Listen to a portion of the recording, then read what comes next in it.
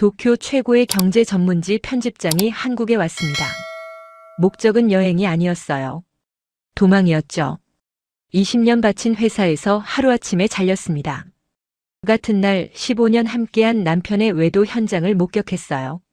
직장도 가정도 단 하루 만에 전부 무너졌죠. 그녀는 죽고 싶었습니다. 사흘간 아무것도 먹지 못한 채 가장 빨리 뜨는 비행기에 올랐어요. 목적지가 어디든 상관없었죠. 인천행 티켓이었습니다. 그런데 전주 한옥마을의 허름한 식당에서 밥 한 그릇을 먹는 순간 그녀에게 이상한 일이 벌어졌어요. 멈추지 않던 눈물이 터졌습니다. 사흘 만에 처음으로 밥을 먹었어요. 그리고 살고 싶다는 생각이 들었죠. 73 할머니가 차려준 된장찌개 한 그릇이 그녀를 살렸습니다. 그 뒤로 그녀는 한국에 남았어요. 요리를 배우기 시작했죠. 그리고 1년 뒤 완전히 다른 사람이 됐습니다. 과연 밥 한 그릇이 어떻게 사람을 바꿀 수 있었을까요? 끝까지 보시면 그 감동적인 이야기를 알게 되실 거예요. 영상 시작 전 구독과 좋아요, 알림 설정까지 부탁드립니다. 댓글로 여러분의 생각도 남겨주시면 더 좋은 영상으로 보답하겠습니다. 안녕하세요. 저는 오카다 유키코입니다. 44살 도쿄에서 경제 전문지 편집장으로 일한 지 벌써 20년이 됐죠. 저는 완벽주의자였어요. 마감은 단 한 번도 어긴 적 없고 후배들에게는 철저함을 요구했습니다. 새벽 5시에 출근해서 밤 11시에 퇴근하는 게 일상이었죠. 주말에도 노트북을 손에서 놓지 않았어요. 그게 프로라고 믿었거든요. 덕분에 업계에서 제 이름 석자는 꽤 알려져 있었습니다. 도쿄 언론계에서 오카다 유키코를 모르면 신입 기자 취급을 받을 정도였죠. 20년간 쌓아올린 명성이었어요. 저는 그게 무너질 거라고 한 번도 생각해 본 적 없었습니다. 그런 제가 완전히 무너진 건 2달 전이었어요. 회사에서 구조조정 통보를 받았습니다. 20년을 바쳤는데 단 10분 만에 끝났어요. 회의실에 들어갔을 때 인사팀장과 법무팀 직원이 앉아 있었죠. 그 순간 직감했습니다. 아, 끝났구나. 인사팀장은 사무적인 표정으로 퇴직금 서류를 내밀었어요. 회사 사정이 어렵다, 구조조정이 불가피하다, 그런 말들이 귀를 스쳐 지나갔습니다.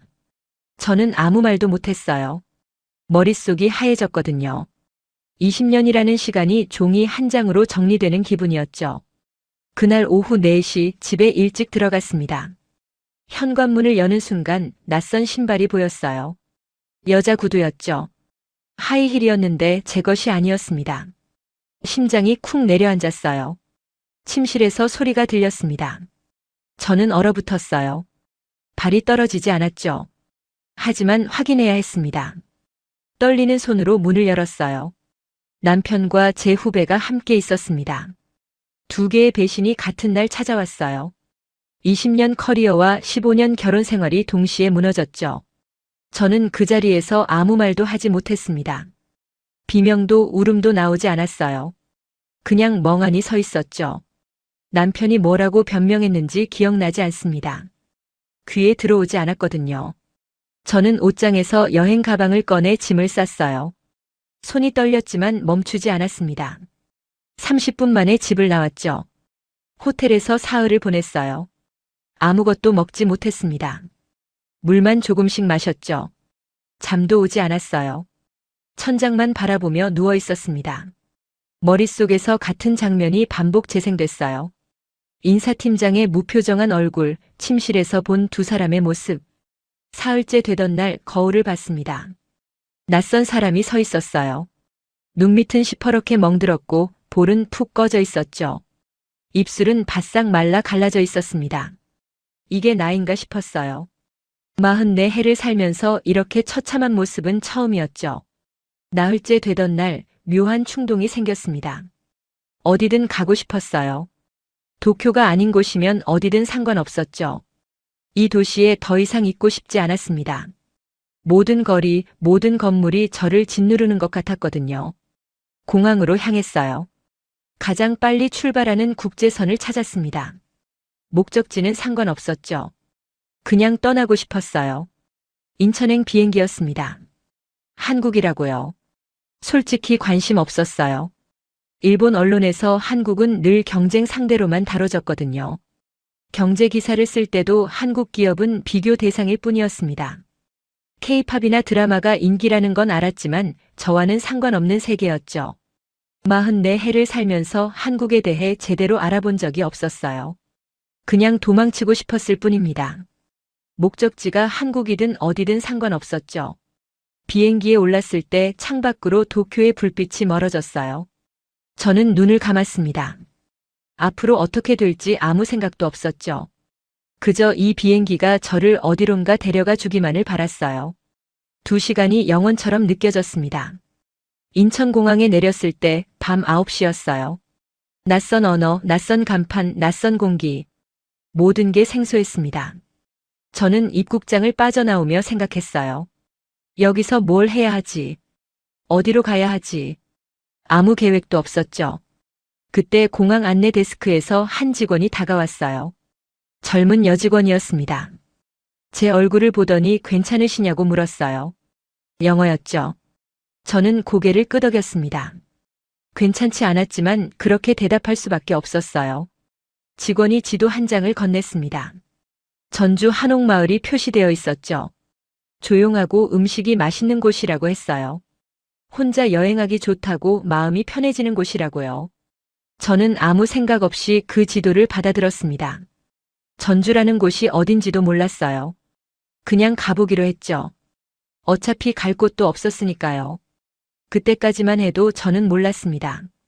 그 낯선 도시에서 제 인생이 완전히 바뀌게 될 줄은요. 허름한 식당에서 만난 할머니 한 분이 밥 한 그릇이 저를 다시 살아나게 할 줄은 상상도 못했어요. 인천에서 전주로 향하는 심야버스에 올랐습니다. 창밖으로 낯선 풍경이 스쳐 지나갔어요. 고속도로 가로등 불빛이 길게 늘어졌죠.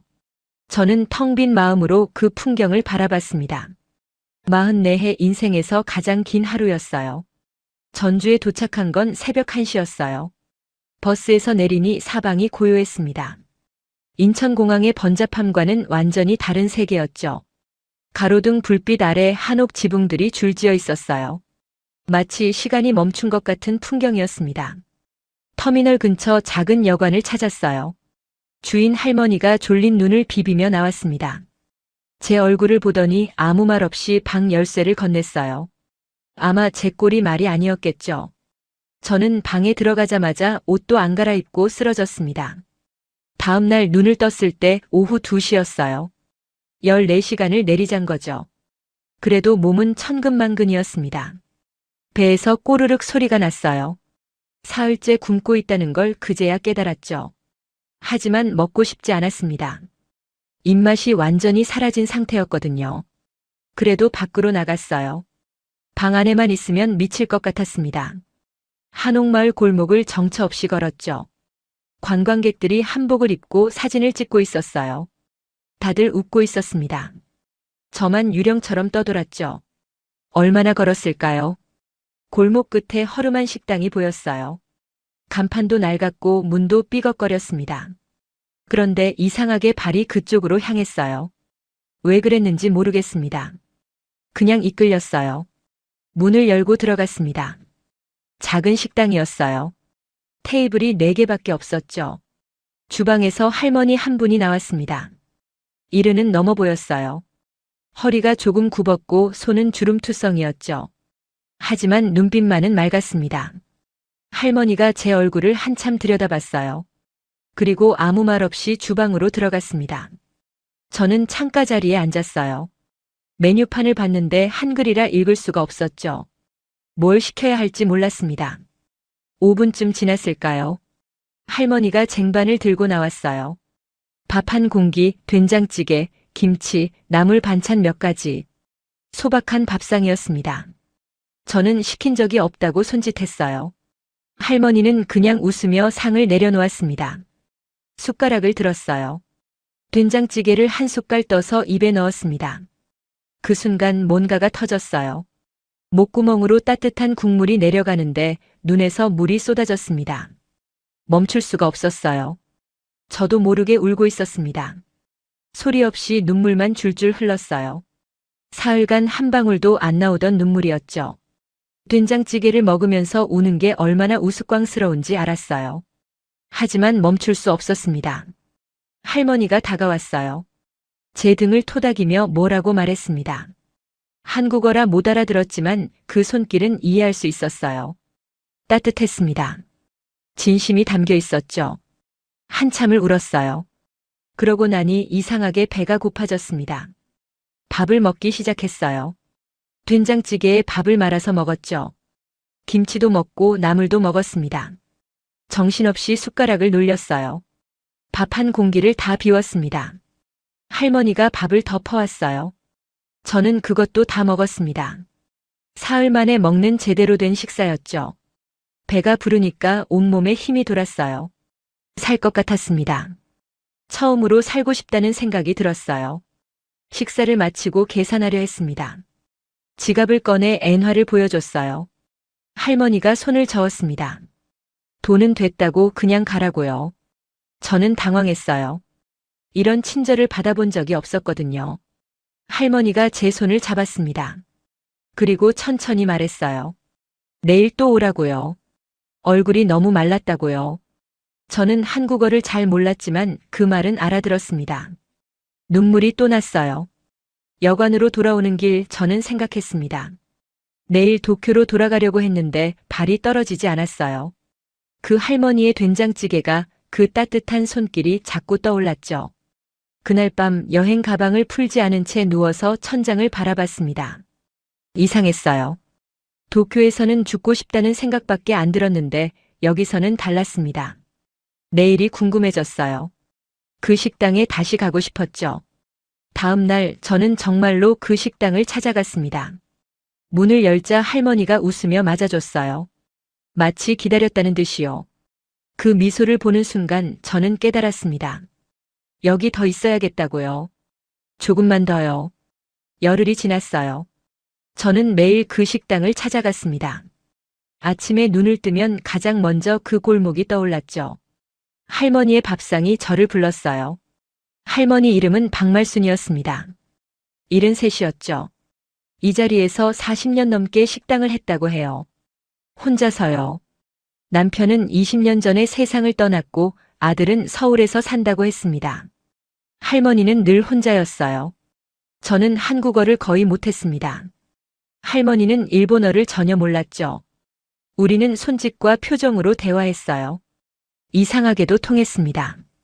말이 없어도 마음은 전해지더라고요. 열흘째 되던 날 저는 용기를 냈어요. 번역 앱을 켜고 한 문장을 보여줬습니다. 저를 가르쳐 주세요. 할머니가 화면을 한참 들여다봤어요. 그리고 한숨을 쉬었습니다. 할머니는 손을 저었어요.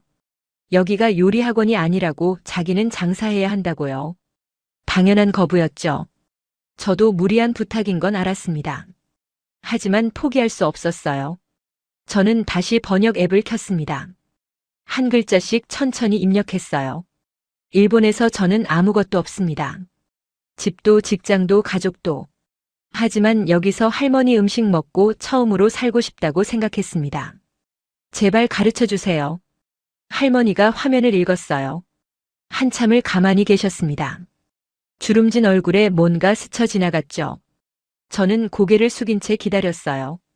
5분쯤 지났을까요? 할머니가 일어나 주방으로 들어갔습니다. 저는 거절당했다고 생각했어요. 당연하죠. 처음 보는 외국인을 왜 가르쳐 주겠어요? 그런데 할머니가 뭔가를 들고 나왔어요. 앞치마였습니다. 남색면 앞치마였죠. 할머니가 그걸 제 앞에 던졌어요. 설거지부터 해. 요리는 그 다음이야. 번역 앱이 없어도 알아들었습니다. 저는 눈이 커졌어요. 정말이냐고, 정말 가르쳐 줄 거냐고 물었죠. 할머니는 대답 대신 싱크대를 가리켰습니다. 저는 앞치마를 두르고 설거지를 시작했어요. 손이 떨렸습니다. 기쁨 때문이었죠. 그릇 하나하나를 정성껏 닦았어요. 44해 인생에서 이렇게 행복한 설거지는 처음이었습니다. 그날부터 저는 가게 뒤편 작은 방에 짐을 풀었어요. 방이라고 하기에도 민망한 공간이었습니다. 창고를 비운 거였죠. 싱글 침대 하나 겨우 들어갔어요. 하지만 상관없었습니다. 지붕 아래 누울 곳이 있다는 게 감사했어요. 새벽 5시에 일어났습니다. 할머니를 따라 시장에 갔죠. 전주 남부시장이었어요. 처음 보는 광경이었습니다. 사람들이 북적거렸고 온갖 채소와 생선이 쌓여 있었어요. 할머니는 능숙하게 재료를 골랐습니다. 저는 아무것도 몰랐어요. 이 채소가 뭔지, 저 생선이 뭔지 전혀 알 수 없었죠. 한국어도 서툴렀습니다. 상인들이 하는 말을 반도 못 알아들었어요. 하지만 포기하지 않았습니다. 할머니 뒤를 졸졸 따라다니며 눈으로 배웠죠. 동네 사람들이 수군거렸어요. 일본 여자가 왜 저러냐고, 무슨 속셈이냐고요. 저는 들리지 않는 척했습니다. 아니, 실제로 반도 못 알아들었어요. 오히려 다행이었죠. 알아들었으면 마음이 아팠을 테니까요. 첫 주는 설거지와 청소만 했어요. 칼은 만지지도 못했습니다. 할머니는 엄격했어요. 기본이 안 되면 요리는 없다고 하셨죠. 저는 군말 없이 따랐습니다. 그릇을 닦고 바닥을 쓸고 테이블을 닦았어요. 둘째 주부터 채소 손질을 배웠습니다. 파 다듬기부터 시작했죠. 뿌리를 자르고 시든 잎을 떼고 깨끗이 씻는 법을요. 쉬워 보였는데 어려웠어요. 할머니는 제가 손질한 파를 보고 고개를 저었습니다. 다시. 그 말만 반복했죠. 한 달이 지났어요. 제 손은 물집투성이가 됐습니다. 칼에 베인 상처도 여러 군데 있었죠. 밤마다 손이 욱신거렸어요.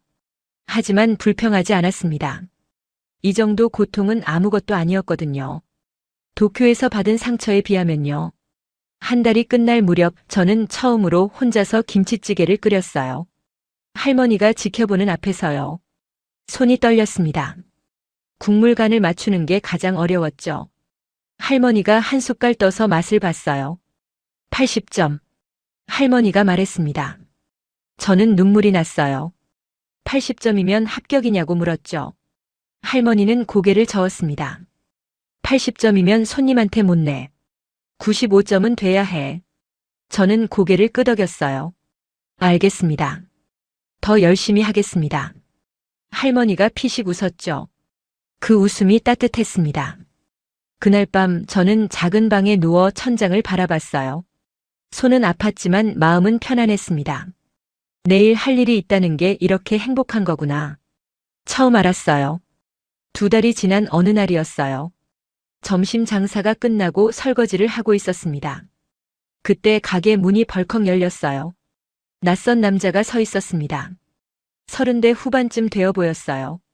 얼굴이 헬쑥했고 눈 밑에 다크서클이 짙었죠. 커다란 여행 가방을 끌고 있었습니다. 지친 표정이었어요. 뭔가에 쫓기는 사람 같았죠. 할머니가 주방에서 나왔어요. 그 남자를 보더니 표정이 굳었습니다. 그리고 한마디 했죠. 재민아 왔구나. 아들이었어요. 박재민. 서울에서 프랜차이즈 식당을 운영했다고 합니다. 3년 전에 시작해서 승승장구했대요. 직원도 10명 넘게 뒀고 지점도 3개나 냈다고요. 한때는 잘 나갔던 거죠. 그런데 3달 전에 망했다고 해요. 경기가 나빠지면서 손님이 줄었고 빚이 눈덩이처럼 불어났대요. 결국 가게를 정리하고 빚더미만 안고 고향으로 내려온 거였습니다. 재민 씨는 저를 위아래로 훑어봤어요. 날카로운 눈빛이었습니다. 곱게 자란 티가 났다. 손도 여리고 칼질도 엉망일 것 같다. 그런 시선이었죠. 저는 본능적으로 긴장했습니다. 어머니, 이게 뭐예요? 이 사람 누구예요? 재민 씨가 물었어요. 할머니가 대답했습니다. 유키코야. 일본에서 왔어. 요리 배우고 있어. 재민 씨의 눈이 커졌어요. 그리고 코웃음을 쳤습니다. 일본 사람이 한식을 왜 배워요? 무슨 속셈이에요? 저는 고개를 숙였어요. 한국어가 서툴러서 반박할 수도 없었습니다. 그냥 조용히 들을 수밖에 없었죠. 한식이 그렇게 만만해요. 수십 년 해도 모자란 건데. 몇 달 배워서 뭘 할 수 있겠어요? 재민 씨의 말이 날카로웠습니다. 틀린 말은 아니었어요. 저도 알았죠. 제가 얼마나 부족한지요. 하지만 그 말투가 마음에 상처를 줬습니다. 할머니가 아들을 노려봤어요. 그리고 한마디 했죠. 야, 너는 수십 년 했으면서 왜 망했냐? 재민 씨는 할 말을 잃었습니다. 입을 다물고 짐을 끌고 안으로 들어갔어요. 할머니가 제게 눈짓을 했습니다.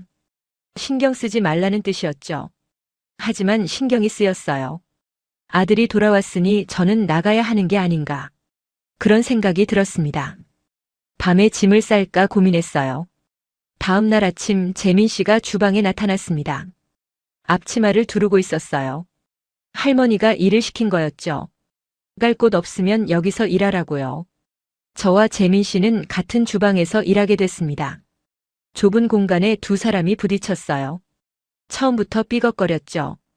이렇게 써는 거 아니에요. 두께가 다 다르잖아요. 재민 씨가 제 칼질을 보고 말했어요. 저는 고개를 숙였습니다.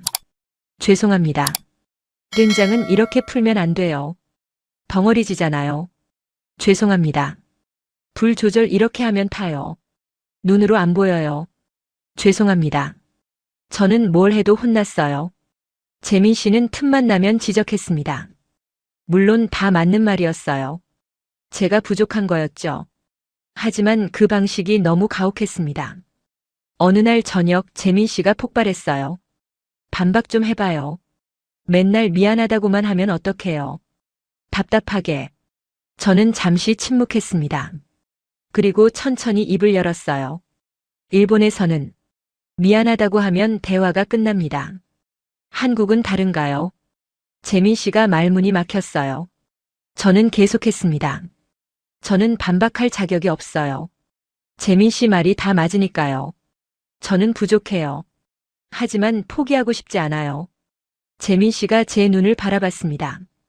그 눈이 젖어 있다는 걸 알았을까요? 저는 돌아서서 싱크대로 갔어요. 설거지를 시작했습니다. 그날 밤 재민 씨가 가게 앞에서 담배를 피우고 있었어요. 저는 퇴근하려고 나왔다가 멈춰 섰습니다. 내일 시장 갈 때 같이 가요. 재민 씨가 먼저 말을 걸었어요. 재료 고르는 법 알려줄게요. 저는 놀라서 그를 바라봤습니다. 재민 씨는 담배를 끄고 안으로 들어갔어요. 저는 한참 그 자리에 서 있었습니다. 그게 첫 번째 화해였어요. 작은 거였지만 뭔가 달라지는 느낌이 들었죠. 그 일은 장마가 시작된 7월의 어느 날 일어났어요. 아침부터 비가 쏟아졌습니다. 골목에 물이 찼고 손님은 거의 없었죠. 그래도 할머니는 평소처럼 움직였어요. 새벽 5시에 일어나 시장에 갔고 아침 7시부터 주방에서 준비를 했습니다. 저는 이상한 느낌이 들었어요. 할머니 얼굴이 평소보다 창백했거든요. 괜찮으시냐고 물었는데 할머니는 손을 저었습니다. 괜찮다고 신경 쓰지 말라고요. 점심시간이 됐어요. 비가 와서 손님이 별로 없었지만 그래도 몇 분이 왔습니다. 할머니가 찌개를 끓이고 있었어요. 저는 반찬을 준비하고 있었죠. 그때였습니다. 쿵 하는 소리가 들렸어요. 돌아보니 할머니가 쓰러져 있었습니다. 국자가 바닥에 굴렀고 가스불 위에서 찌개가 넘치고 있었어요. 저는 비명을 질렀습니다. 재민 씨가 달려왔어요. 할머니를 일으키려 했는데 의식이 없었습니다. 재민 씨가 119에 전화했어요. 저는 할머니 손을 잡고 울었습니다. 구급차가 오기까지 15분이 걸렸어요. 그 15분이 영원처럼 느껴졌습니다. 할머니는 여전히 눈을 뜨지 않았어요. 숨은 쉬고 있었지만 얼굴이 하얗게 질려 있었죠. 병원으로 실려갔습니다. 저와 재민 씨는 응급실 앞에서 기다렸어요. 아무 말도 하지 않았습니다. 저는 손을 모으고 기도했어요. 제가 믿는 신이 있는지도 모르겠지만 그냥 기도했습니다. 제발, 제발, 제발. 2시간 뒤에 의사가 나왔어요. 과로와 고혈압이라고 했습니다. 오랫동안 무리해서 몸이 한계에 다다른 거라고요. 생명에는 지장 없지만 최소 2달은 절대 안정이 필요하다고 했어요. 저는 안도의 한숨을 쉬었습니다.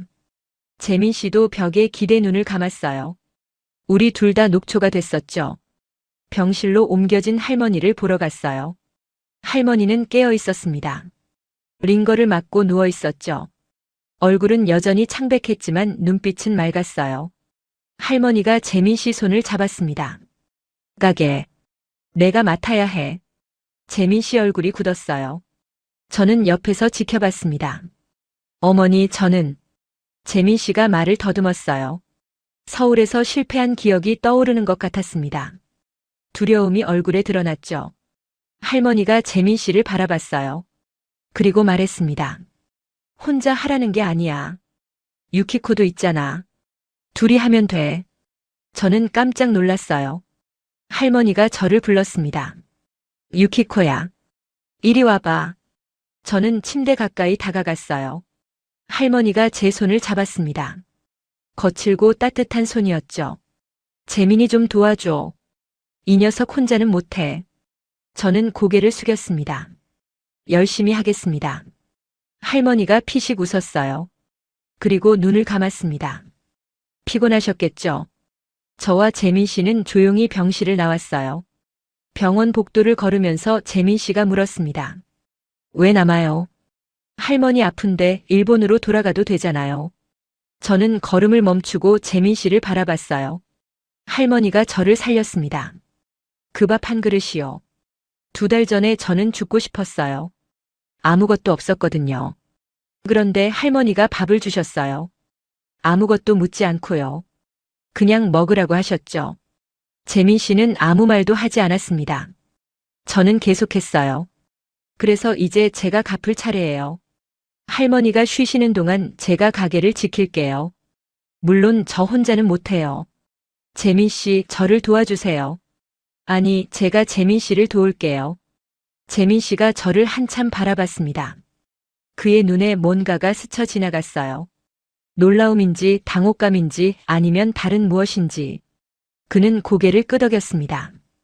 아무 말 없이요. 하지만 그걸로 충분했어요. 병원을 나오는 길 비가 그치고 있었습니다. 구름 사이로 햇살이 비쳤죠. 저는 하늘을 올려다봤어요. 할머니 걱정 마세요. 저와 재민 씨가 가게를 지킬게요. 마음속으로 그렇게 다짐했습니다. 두 사람의 동거 아닌 동거가 시작됐어요. 새벽 5시에 일어나 시장에 갔습니다. 재민 씨가 재료를 고르고 저는 장바구니를 들었어요. 예전에는 할머니 뒤를 따라다녔는데 이제는 재민 씨를 따라다녔죠. 재민 씨는 저와 달랐어요. 요리학교를 나왔고 프랜차이즈도 운영해봤습니다. 이론과 실전을 모두 아는 사람이었죠. 재료를 고르는 눈이 정확했어요. 이건 싱싱하고 저건 아니다. 한눈에 알았습니다. 하지만 문제가 있었어요. 마음이었죠. 서울에서 실패한 기억이 재민 씨를 얼어붙게 했습니다. 주방에 서면 손이 떨렸어요. 주문이 밀리면 멍해졌죠.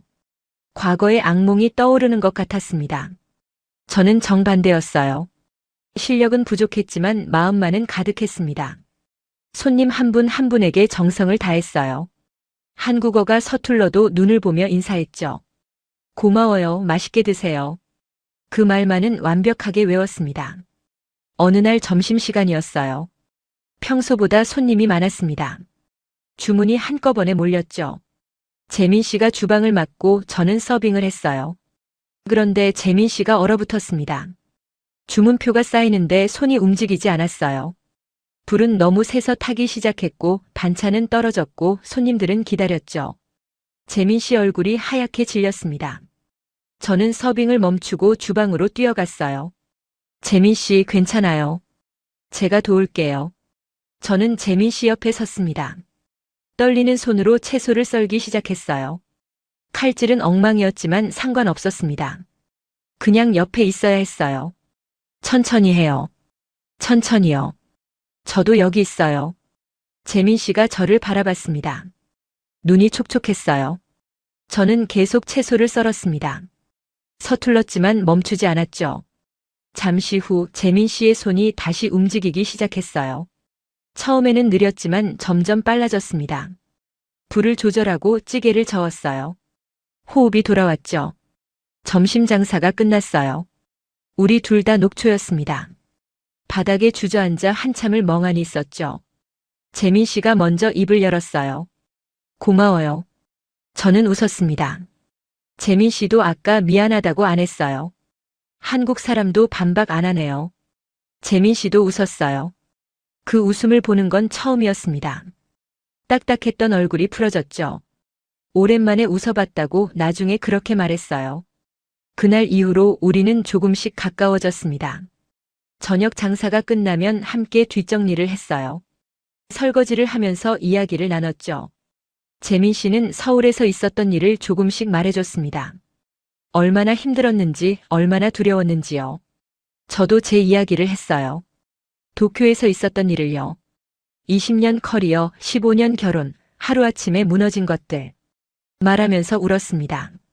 재민 씨는 아무 말 없이 들어줬어요. 그러다 보니 알게 됐어요. 우리 둘이 비슷하다는 걸요. 둘 다 뭔가를 잃고 여기까지 왔어요. 둘 다 상처투성이었죠. 하지만 여기서 다시 시작하려 하고 있었습니다. 그게 우리의 공통점이었어요. 재민 씨가 요리를 가르쳐 주기 시작했어요. 할머니와는 방식이 달랐습니다.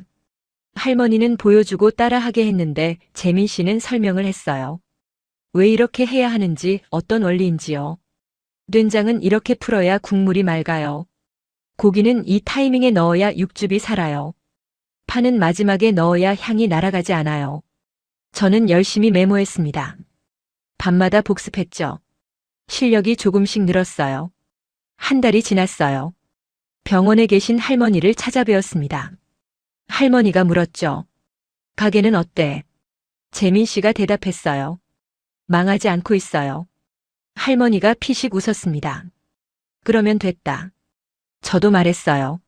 할머니 걱정 마세요. 저희가 잘하고 있어요. 할머니 돌아오실 때까지 꼭 지킬게요. 할머니가 제 손을 잡았어요. 고맙다는 말은 하지 않았습니다. 대신 손을 꼭 쥐었죠. 그걸로 충분했어요. 병원을 나오는 길 재민 씨가 말했습니다. 저 사람이 없었으면 진짜 못 버텼어요. 저는 물었어요. 저도요? 재민 씨가 고개를 끄덕였습니다. 당신도요. 저는 웃었어요. 처음으로 인정받은 기분이었습니다. 가을이 됐어요. 한옥마을의 나무들이 붉게 물들었습니다. 할머니는 회복 중이었어요. 한 달에 2번씩 병원을 찾아뵈었죠. 얼굴빛이 많이 좋아지셨습니다. 의사가 다음 달이면 퇴원해도 된다고 했어요. 가게는 우리 둘이 잘 돌아가고 있었습니다. 손님들도 늘었어요. 입소문이 났거든요. 일본 여자가 한식을 만든다고 그게 꽤 맛있다고요. 관광객들이 일부러 찾아오기도 했습니다. 저는 요리 실력이 많이 늘었어요. 이제 김치찌개는 혼자서 완벽하게 끓일 수 있었죠. 된장찌개도 할 줄 알았고 불고기도 할 수 있었습니다. 물론 할머니 수준에는 한참 못 미쳤지만 손님들이 맛있다고 할 정도는 됐어요. 어느 저녁이었습니다. 장사를 마치고 뒷정리를 하고 있었어요. 재민 씨는 담배를 피우러 밖에 나갔고 저는 주방을 청소했죠. 문득 된장찌개가 끓이고 싶어졌어요. 할머니 레시피가 아니라 제 레시피. 지난 몇 달간 배운 것들을 다 담아서 제가 느끼는 대로 만들어 보고 싶었습니다. 재료를 꺼내 요리를 시작했어요. 두부는 손으로 으깨고 된장은 3가지를 섞었습니다. 할머니에게 배운 것과 재민 씨에게 배운 것을 합쳤죠. 그리고 제 감각도 넣었어요. 마지막에 약간의 후추를 뿌렸습니다. 재민 씨가 들어왔을 때 찌개가 완성됐어요. 뭐 해요? 이 시간에. 저는 그릇 하나를 재민 씨 앞에 내밀었습니다. 된장찌개예요. 처음으로 혼자 만들었어요. 제 레시피로요. 재민 씨가 숟가락을 들었어요. 저는 긴장했습니다. 심장이 두근거렸죠. 재민 씨가 한 모금 떠서 입에 넣었습니다. 씹지 않고 천천히 맛을 봤어요. 표정을 읽을 수 없었습니다. 잠시 후 재민 씨가 2번째 숟가락을 떴어요. 3번째, 4번째. 멈추지 않았습니다. 밥도 안 먹고 국물만 계속 떠먹었어요. 저는 조마조마했습니다. 어때요? 재민 씨가 대답하지 않고 계속 먹었어요. 국물을 다 비웠습니다. 숟가락을 내려놓고 저를 바라봤죠. 맛있어요. 저는 안도의 한숨을 쉬었어요. 정말이요. 정말이에요. 어머니 맛과는 달라요. 하지만 이건 이것대로 좋아요. 유키코 씨 맛이에요. 제 맛이라고요. 그 말이 가슴에 박혔어요. 몇 달간 노력한 게 헛되지 않았구나. 눈물이 날 것 같았습니다. 저는 조심스럽게 물었어요. 맛있으면 말해줘요. 맛없어도 말해줘요. 그냥 솔직하게요. 재민 씨는 잠시 저를 바라봤습니다. 그리고 말했어요. 맛있어요. 그리고 말을 끊었어요. 저는 기다렸습니다. 그리고요. 재민 씨가 천천히 입을 열었어요. 당신이 있어서 다행이에요. 저는 숨이 멎는 것 같았습니다. 심장이 쿵쾅거렸어요. 재민 씨도 긴장한 것 같았습니다. 손가락을 만지작거렸죠. 말없는 시간이 흘렀어요. 주방에는 가스레인지 위에서 보글보글 끓는 소리만 들렸습니다. 저는 용기를 냈어요. 저도요. 재민 씨가 있어서 다행이에요. 재민 씨 눈이 커졌습니다. 저를 바라봤어요. 저도 재민 씨를 바라봤죠. 그 순간 뭔가가 확인됐어요. 말로 설명할 수 없는 것이었습니다. 하지만 우리 둘 다 알았죠. 재민 씨가 손을 뻗었어요. 제 손을 잡았습니다. 따뜻했어요. 거칠지만 따뜻한 손이었죠. 저는 손을 피하지 않았습니다. 이상하네요. 몇 달 전만 해도 저 사람 때문에 짜증났는데. 재민 씨가 웃으며 말했어요. 저도 웃었습니다. 저도요. 재민 씨 정말 무서웠어요. 맨날 혼내기만 하고. 그게 다 가르치려고 그런 거예요. 알아요. 이제는 알아요. 우리는 한참을 마주보며 웃었어요. 어색하지 않았습니다. 오히려 편안했죠. 밤이 깊어가고 있었습니다. 창밖으로 가을바람이 불었어요. 한옥마을의 처마 끝에서 풍경 소리가 들렸죠. 재민 씨가 말했어요. 내일 어머니한테 가요. 같이요. 저는 고개를 끄덕였습니다. 네. 같이 가요. 그날 밤 저는 작은 방에 누워 천장을 바라봤어요. 심장이 아직도 두근거렸습니다. 44살에 이런 감정을 느낄 줄 몰랐어요. 어쩌면 이게 새로운 시작일지도 모른다고 생각했습니다. 이듬해 봄이 왔어요. 한옥마을에 벚꽃이 피었습니다. 할머니가 완전히 회복해서 가게로 돌아왔어요. 8달 만이었죠. 병원에서 퇴원한 뒤로도 석 달을 더 쉬셨습니다. 무리하시면 안 된다고 재민 씨가 고집을 부렸거든요. 할머니는 지팡이를 짚고 가게 문을 열었어요. 그리고 멈춰 섰습니다. 간판이 바뀌어 있었거든요. 원래 간판은 말순이네 반찬 가게였어요. 그런데 옆에 작은 글씨가 추가돼 있었습니다. 유키코의 식탁. 할머니가 피식 웃었어요. 야, 이거 누가 붙였어?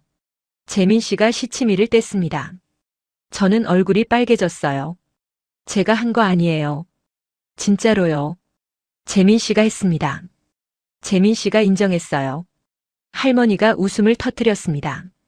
이 녀석이 언제 이런 생각을 했어. 다 컸네. 저는 부끄러워서 고개를 숙였어요. 하지만 기분은 좋았습니다. 제 이름이 간판에 올라가다니요. 1년 전만 해도 상상도 못했던 일이었죠. 점심시간이 됐어요.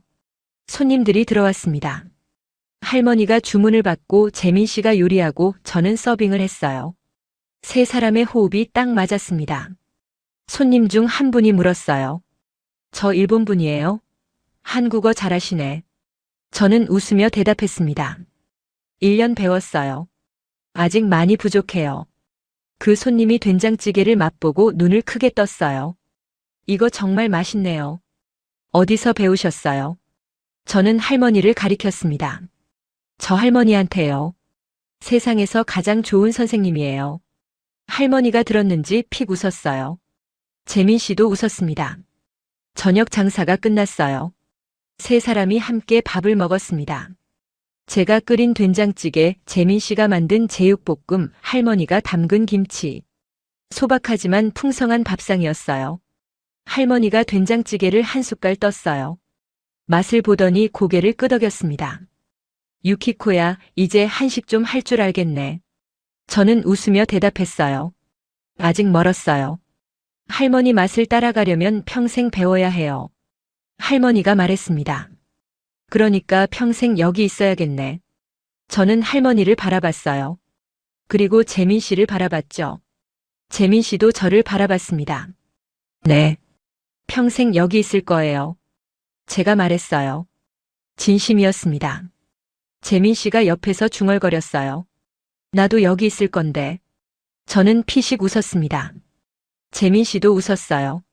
할머니는 둘을 번갈아 보다가 콧노래를 흥얼거렸습니다. 무슨 노래인지는 몰랐지만 흥겨운 곡이었어요. 창밖으로 늦은 봄바람이 불었습니다. 한옥마을 골목에 저녁 연기가 피어올랐어요. 어디선가 아이들 웃음소리가 들렸죠. 저는 밥을 먹으며 생각했어요. 1년 전 저는 모든 걸 잃고 이 나라에 왔습니다. 아무것도 없었어요. 돌아갈 곳도 기다리는 사람도 없었죠. 그냥 도망치듯 떠나온 거였습니다. 그런데 여기서 전부 다시 시작했어요.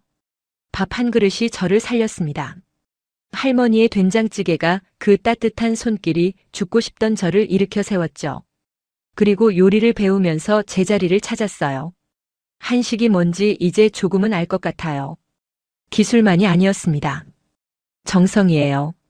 먹는 사람을 생각하는 마음이요. 그게 한식의 본질이라고 생각해요. 그리고 재민 씨를 만났습니다. 같은 상처를 안고 있던 사람이었죠. 우리는 서로를 치유했어요. 아직 완벽하지는 않지만 함께라서 괜찮았습니다. 44해를 살면서 처음으로 제자리를 찾은 것 같아요. 이 작은 식탁이, 이 사람들이 저의 새로운 시작이에요. 된장찌개가 보글보글 끓는 소리가 들렸습니다. 할머니가 밥을 더 푸라고 했어요. 재민 씨가 김치를 집어줬죠. 저는 그 순간을 가슴에 새겼어요. 이게 행복이구나. 처음 알았습니다. 일본인 오카다 유키코는 모든 걸 잃고 한국에 왔다가 완전히 다른 사람이 되어 남았습니다. 그녀가 발견한 건 단순한 요리가 아니었어요. 밥 한 그릇에 담긴 정이었습니다. 아무것도 묻지 않고 먹으라고 내미는 따뜻함이었죠. 말이 통하지 않아도 손을 잡아주는 마음이었어요. 일본에서는 20년을 바쳐도 하루아침에 버려졌습니다. 하지만 한국에서는 달랐어요. 처음 보는 외국인에게 밥을 차려주고 제자로 받아주고 가족처럼 품어줬죠. 한식의 힘은 기술이 아니었습니다. 먹는 사람을 생각하는 마음이었어요. 그 정성이 사람을 살리는 거였죠. 지금 이 순간에도 전주 한옥마을 어딘가에서는 된장찌개가 끓고 있습니다. 할머니와 일본인 며느리가 함께 요리하고 있어요. 손님들은 그 맛에 감동하고 있죠. 밥 한 그릇이 사람을 살립니다. 정 한 스푼이 인생을 바꿉니다. 이게 바로 대한민국입니다. 오늘 영상이 감동이 되셨다면 구독과 좋아요 눌러주시고 알림 설정까지 해주시면 더 좋은 이야기로 찾아뵐게요. 여러분의 댓글 하나가 큰 힘이 됩니다. 감사합니다.